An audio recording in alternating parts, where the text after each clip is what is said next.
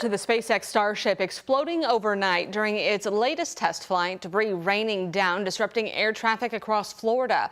It's the second consecutive mishap for the most powerful rocket ever built. ABC's Morgan Norwood is in New York with the latest.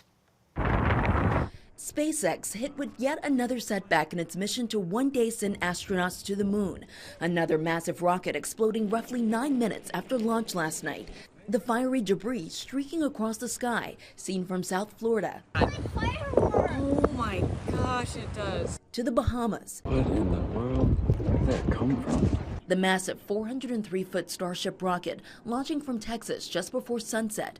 SpaceX catching the first stage booster back at the pad with those giant so-called chopsticks. But 90 miles above the Earth, the unmanned rocket begins spinning out of control as its engine shut down, breaking up after mission control lost contact with the ship. We saw very sudden big explosion, a fireball, but then around it, kind of that expansive jellyfish expanding really quickly. The FAA ordering ground stops at airports from Orlando to Miami, concerned about debris.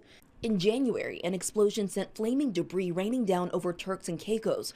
During that launch, leaking fuel triggered a series of fires that shut down the engines, the onboard self-destruct system then kicking in as planned. This won't necessarily impede their work that they're doing. What really needs to be seen are the corrective actions that need to be put in place to make sure that the public remains safe. NASA has booked the Starship to land its astronauts on the moon later this decade. SpaceX responding to this latest setback, saying, as always, success comes from what we learn, adding the explosion will offer additional lessons.